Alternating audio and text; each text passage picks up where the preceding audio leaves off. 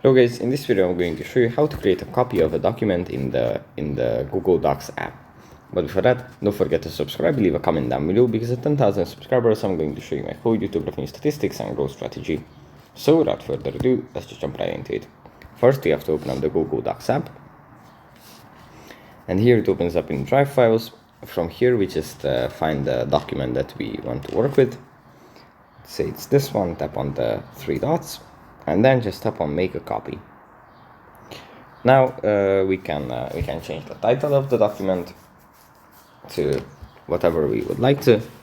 Let's say onboarding notes 2, and then we can select the folder